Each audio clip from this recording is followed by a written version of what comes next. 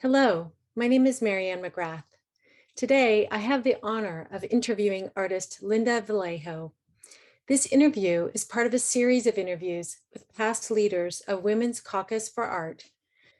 Artist Linda Vallejo creates work that investigates contemporary cultural and political issues and visualizes what it means to be a person of color in the United States.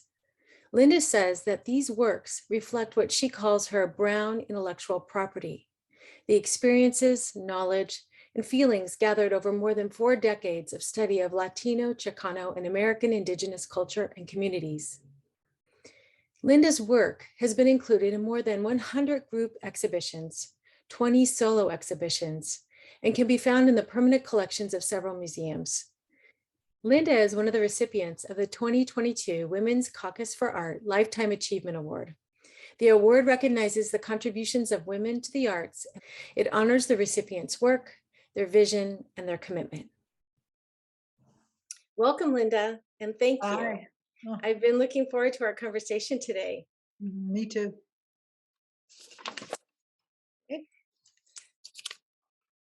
So let's just start from the beginning.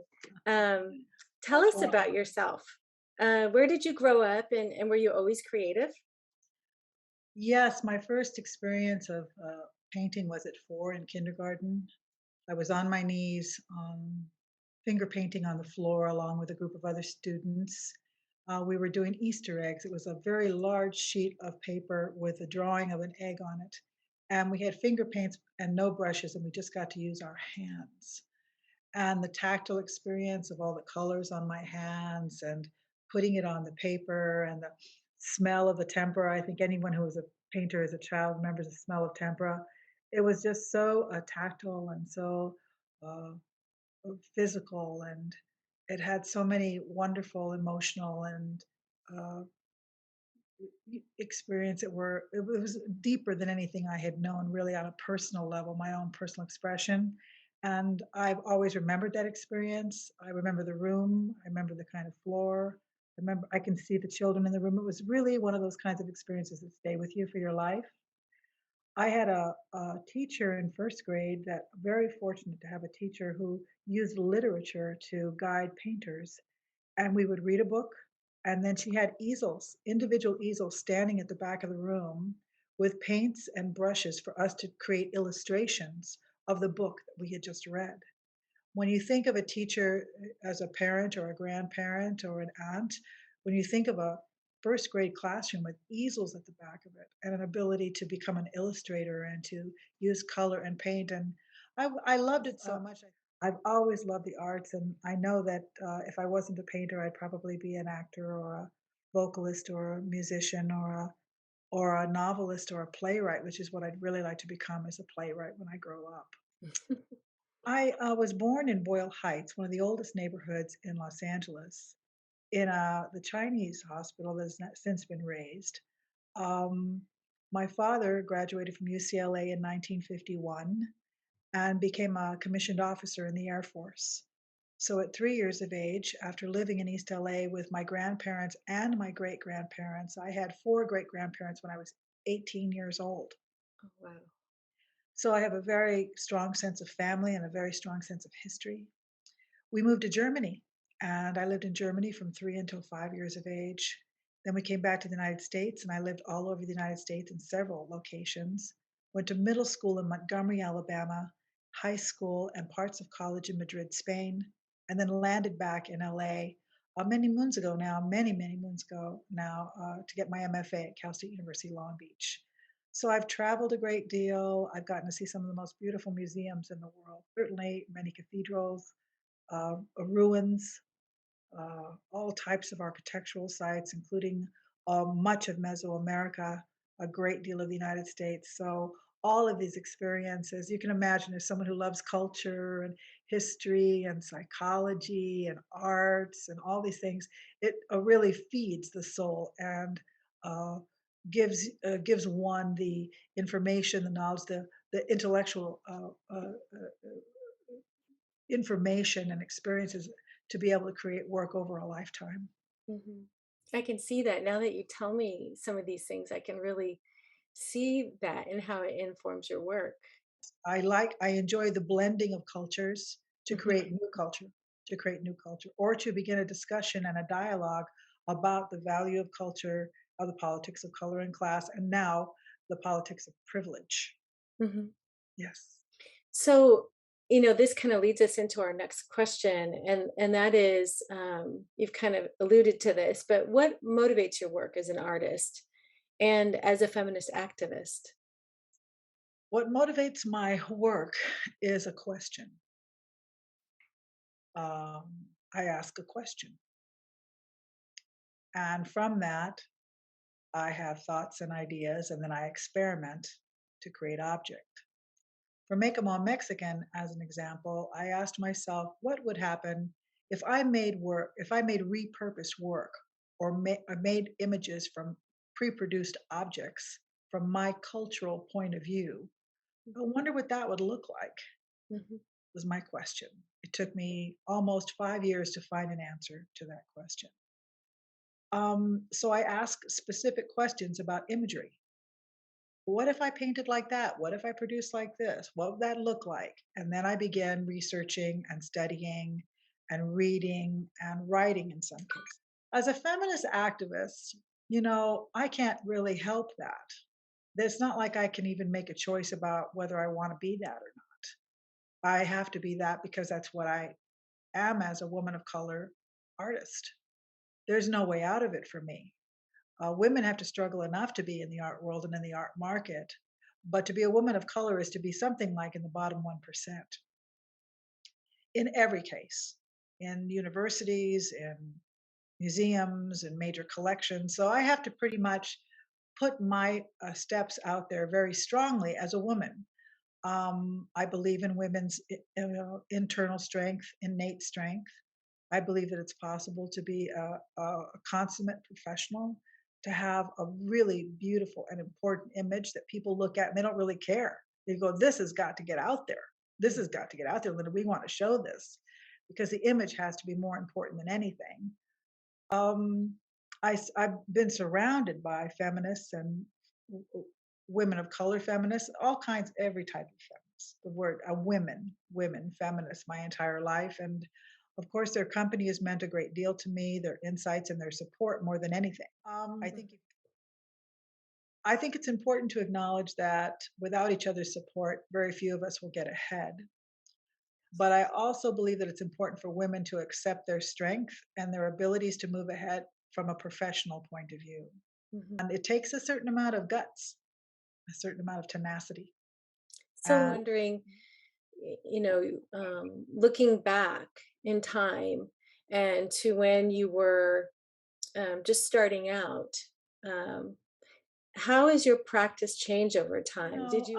I believe people have asked me this question a lot. And when I was in graduate school, I was told you can't be married with children and be an artist. And I said, you know, I probably shouted some explicative and told them to go paint. They needed practice. At the nonprofit, a world was growing in the late 70s. That's when I was taking leaps and bounds. I was told I shouldn't do that either. Mhm, Once again, I just said, "Oh, forget it. Go over there and paint. Just pay attention to your work. I'm going to do what I need to do." mhm, And I'm very grateful that I chose to be a wife and mother. And it adds a level of poetry to one's life, a level of capacity for wisdom and understanding. mhm. So I kind of broke all the silly rules that people make for what artists can and cannot do, and at the same time had a lot of high expectations. I'm the kind of artist that tends to work on multiple portfolios simultaneously. I certainly work on multiple ideas simultaneously. Mhm, Right now, my portfolios are all based around brown belongings, which is my conversation about the politics of color, class, and privilege. And mhm, I've always worked on multiple portfolios of objects in multiple media, mhm. where I would be painting, printmaking, and doing watercolors, specifically watercolors, where I'd be doing sculpture and printmaking and painting simultaneously. Do you find that jumping between mediums, you have so many different ways that you have made work, um, repurposing work and altering the found object and that sort of thing. But you also have the printmaking and all the other mediums that you mentioned. Do you find that by traversing between different mediums, does working in one manner then reinvigorate you for when you return to another type of medium? What happens for me is that when I have an idea, I have to decide what media will best exemplify that idea. Mhm, So the idea drives the media.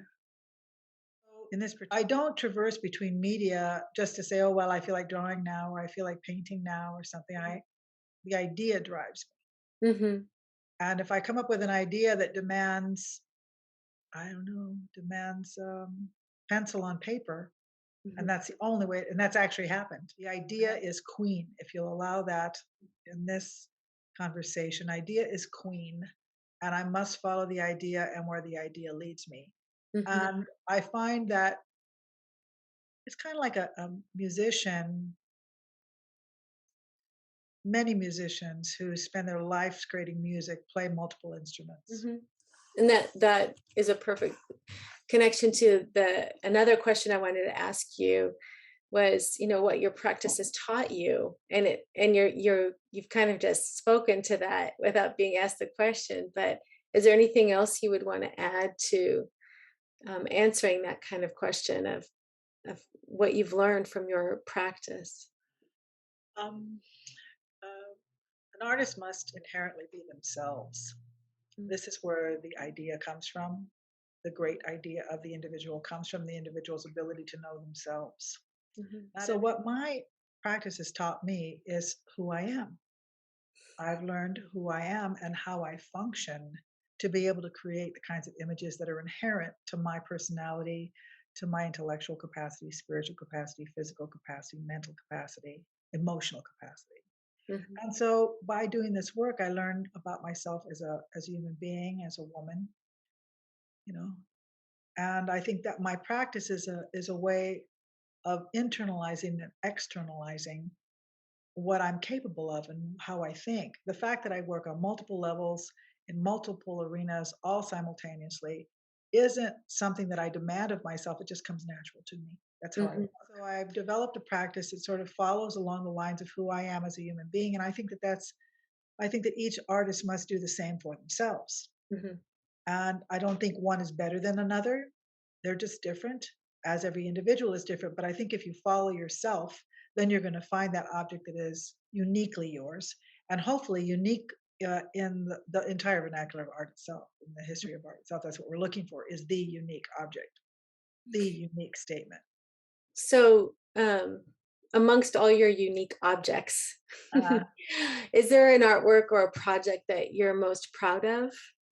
And if you have one that you can call out, I guess it's kind of like asking you which child you love the most. it is. You know, it's Exactly. kind of a hard question, but is there something, a project or an artwork that you feel really proud about What I or would talk proud of? about in this case is what I call morphing. Mm, I'm most proud of morphing. mhm, And when I say morphing, I've talked about this in public before, and I actually have talked about it with my coaching clients, et cetera, et cetera. But how do you go from one portfolio to the next mhm, and not lose the thread of the past portfolio and actually move into another image, another formula into the next portfolio? How do you do that? I moved Make 'em All Mexican into the Brown Dot Project mhm, by adding data to my thought processes. And it took 5 years, basically 5 years, to go from Make 'em All Mexican, where I bought pricey antiques and painted them brown, mhm, into two-dimensional data pictographs, data-based paintings, where data is actually exemplified in the painting itself. It's like a new graph, a new pie chart. mhm. Now I've morphed it into three-dimensional data pieces. I have three-dimensional data pieces now, which I didn't know if it was possible, but I'm having a lot of fun doing that Um, by simply. and then when I think of all of the bodies of work, and maybe now I'll be looking for those times of morphing and those transition periods of like where the idea is percolating.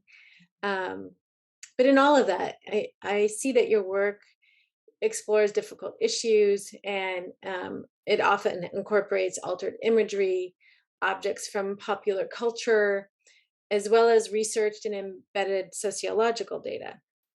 And you do this to invite our dialogue to prompt change in the world, and to find, universal connections. And often there's humor. And I read of this next project, an opportunity to even eat chocolate sculpture. Yes. So over the decades, you know, what memorable responses have you had to your work? Oh You God, know, tons, tons. tons So of what them. stands out for you? Oh, so many things stand out. It's the work invites visceral response. This Mm, particular portfolio of work invites it. I've always been the kind of person that would walk up to a painting and in my past portfolios and say, "So, what does it make you think of? So, how do you feel when you look at it? You know, what's your response to the work?" mhm, It's pretty obvious to know what I'm thinking when you look at my work, especially these days. mhm, So it's not so important to know what I think because that's what the painting is for. That's what the work is for, to tell you what I think. It's more important to see what the viewer has to feels about the work and what it brings up. And of course, some people find this work hyper political, and they come from that point of view. mm, Some people find it hilarious, outrageously hilarious, and they just can't stop laughing. They think it's the funniest thing they ever saw. mm, And some people, many people, find it as portals to experiences and memories. mhm, And some people have cried and told very intimate stories of family and um, personal experiences, good and bad. He stood up with his wife. They looked like they had just been to church. He had a suit and tie on. She had a really nice dress and heels. I mean, really conservative looking little couple, really nice, mhm, all coiffed in the whole thing. And he stood up and putting his hand to his chest and sort of quivering a little bit, he said, "When I see this brown Superman," he was a Chicano, Mexican American. 66% of all Latinos in the United States are Mexican, so in California especially. He was shaking a little bit and he said, "This sculpture makes me think that I too could be the hero of my community." mm. So I use humor because you have to get into these conversations any way that you can. And Well, I don't want to be preaching to people. I just want to say, "Oh, let's just talk about it. Let's just." no, I think that you offer an opportunity. It's the humor opens a door for some people that um, otherwise might be too scary for people. But these are conversations we need to have. And I think you've been painting the world the way it should be. That's what many people have said. You know, I I painted think the it's Greek gods great. that way too. Yeah, let's. Yeah, it's funny because when I asked myself that question, if I was going to make work, repurposed work, work from pre-produced objects, Mhm. from my cultural point of view, what would that look like?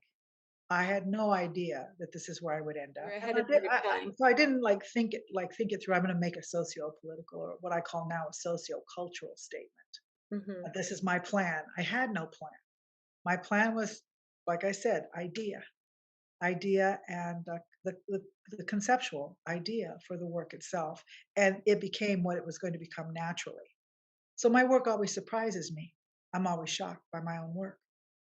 when we think about, all the women and our work, right? What are the specific spaces, whether they're academic or political or cultural, that you think is imperative for women to occupy to be agents of lasting change? All of them, every last one of them. I wouldn't take one away. I'd probably add a few. What would you add? Oh, I don't know, engineers, architects, Mhm, poets, playwrights, right? Authors. I'd add dancers. I'd add musicians. I'd add all the arts. mhm, I'd add judges. I'd add lawyers. I'd add doctors. Put us everywhere because that's where we belong. Is everywhere. That's, mhm, women aren't given their just due, and I've seen it and I've wondered about it. I refuse to allow it to stop me from my own expectations. I simply mhm, refuse. I don't pay a lot of attention to it because If I did, then I might feel dejected and unable to move ahead. I Mhm. wouldn't say that I ignore the troubles. I'm actively working to change things as a woman artist and as a woman professional. But it's a pretty big battle out there. I wish the best for all women, and I hope that what I do and how I act and how I present myself could be of help to any woman or all women in any way possible. That's what I hope for. It's my prayer as a Mhm. woman to be able to make a difference by my presence and by what I accomplish. Well, then what would you like to impart to women artists today? And what do you hope future generations of women will achieve? And what should they know? What do you have to share so that we can all be, agents of change like you? Yes, try, yes, work together as agents of change. It's very nice. Maybe that could be a portfolio. What would that look like? Agents Mhm. of change. Would it be a painting? Would it be a sculpture? Agents of change. It's nice. Um, well, the first thing I say to artists when I talk to them is to get rid of the old myths. It's very important to get rid of the old myths. I don't use the word sell yourself, and I don't use the words promote myself. I think those words were given to young people so that they would feel like WHORES when they're making their art and presenting it to the world, Mhm. if you will. So I change it into outreach and sharing the work. Mhm. Share the work, outreach, reach out and share the work, which sounds much more pleasant and much more giving and much more a part of what an artist who is proud of their work should be doing is reaching out and sharing the work. Mhm. I suggest that every artist get a mentor, someone who has been through more of the ropes, that respects them, that they respect, that is somewhere where they want to be, and to develop a friendship of support with a mentor. Mhm.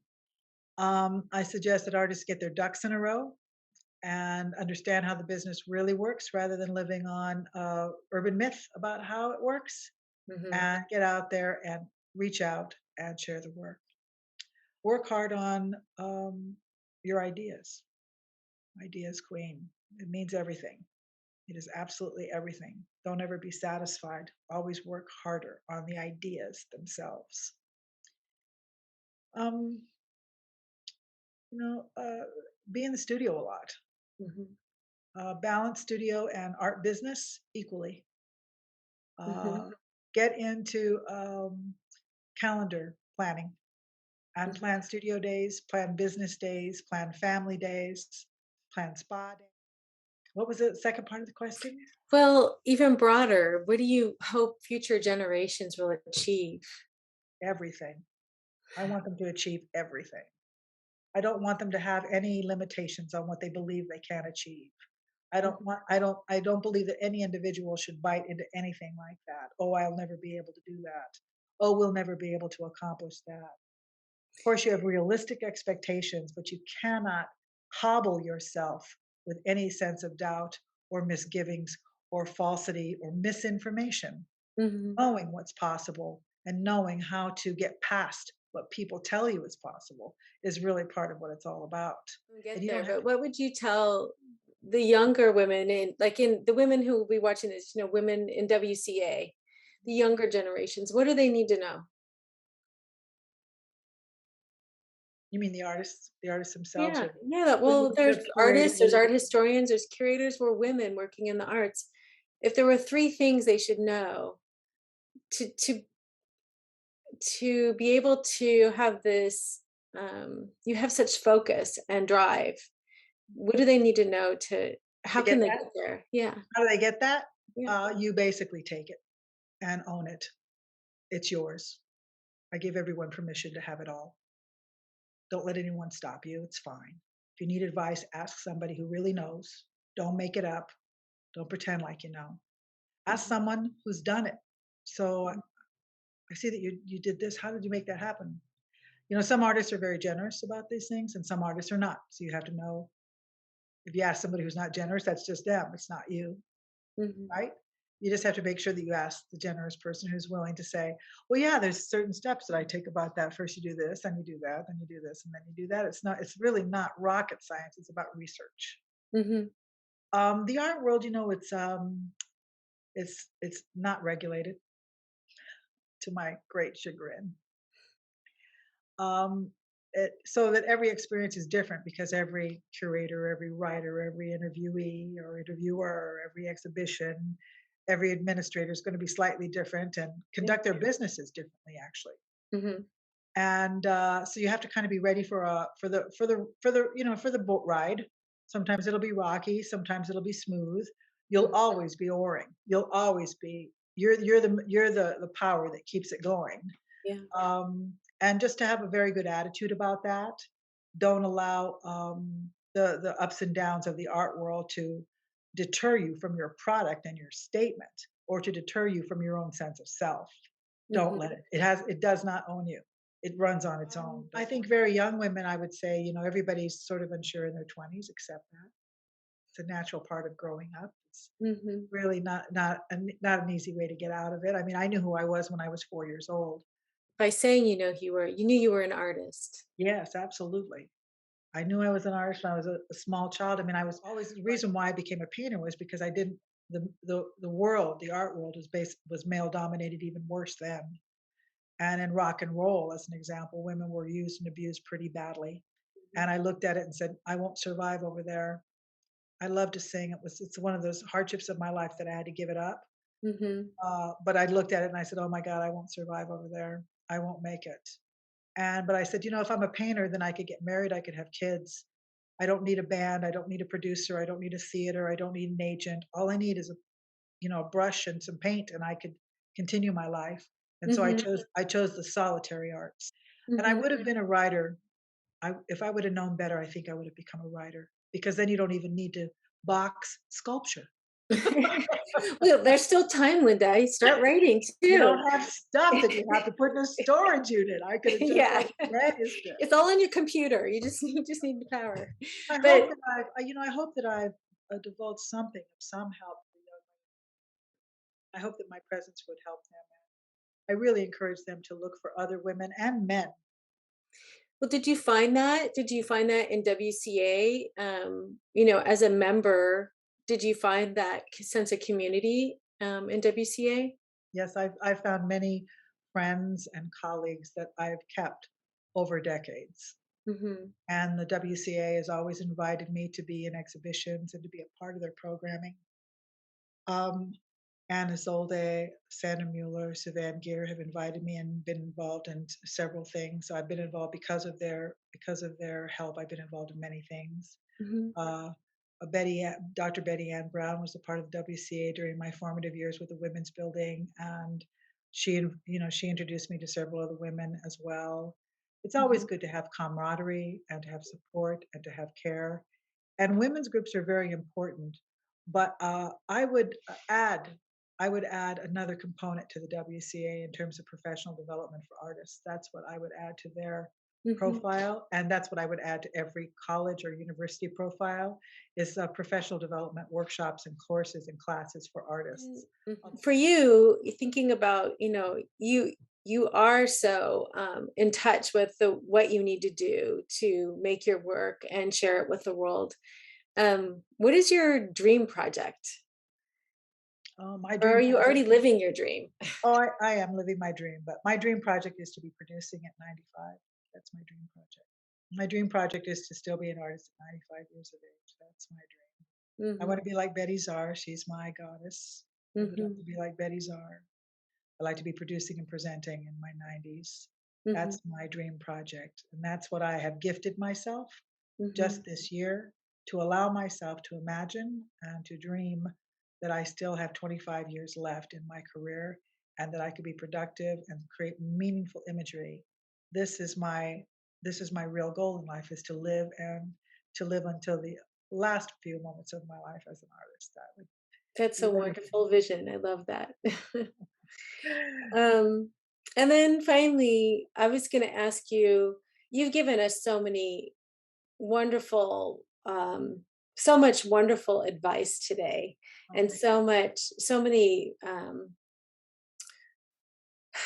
inspiring words, and encouragement.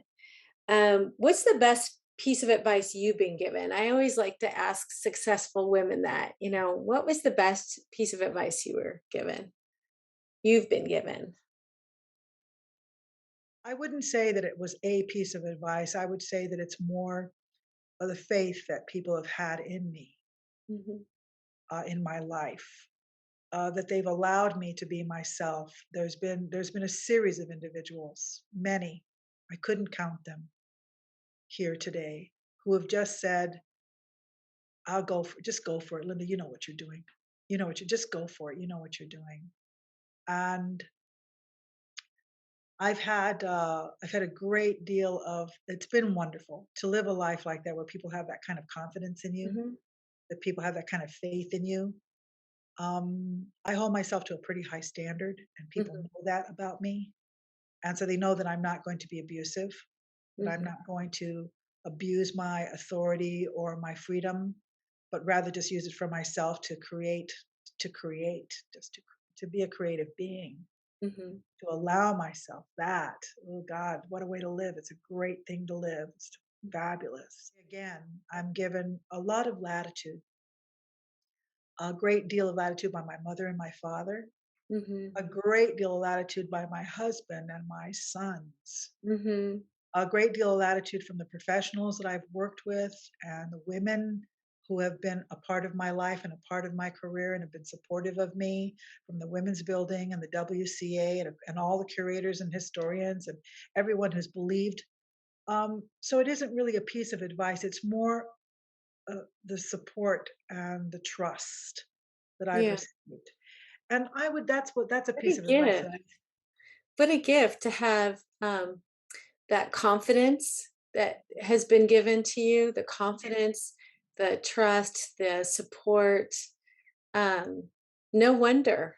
That's all I can Well, say is that's like, what I would say to young women then. I would say as a piece of advice, then I would say that, uh, uh, uh, uh, uh, grow closer to people who show you respect, that honor your image and honor your vision, that honor your intelligence, that honor your body, that mhm, honor that honor your spirit, and stay away, pull away from people who are unkind to you in word and action.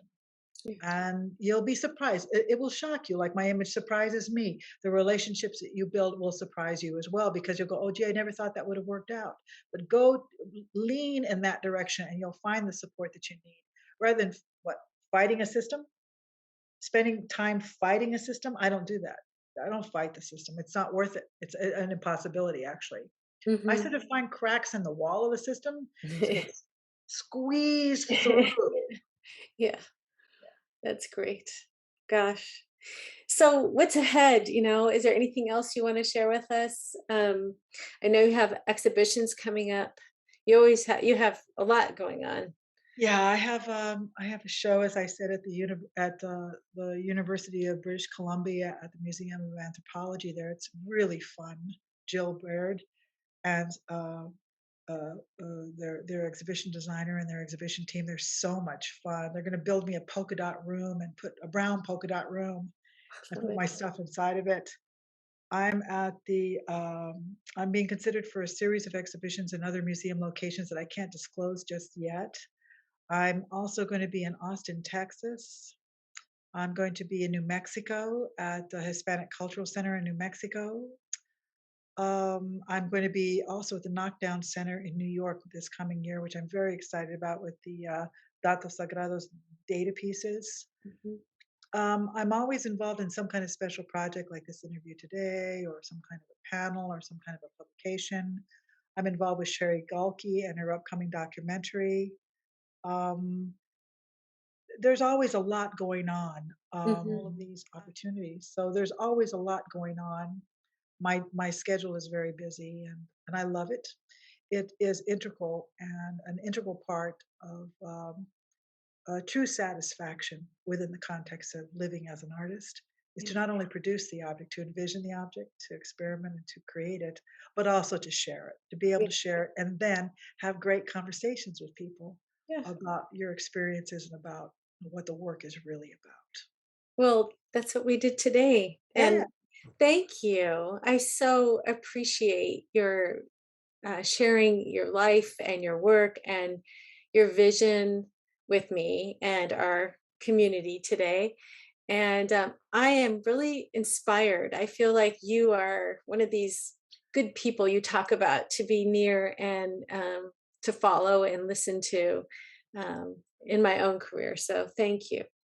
thank you, Marianne. It's really been a pleasure. I've enjoyed our conversations on camera and off. And it's always a joy, especially around the idea of inspiring women and inspiring young women to imagine themselves any place they choose to be with confidence and care. All of the great things that women can do. That's what Yes. we'll tip our glasses to that today. Yes, absolutely. Yes, Thank you. my pleasure.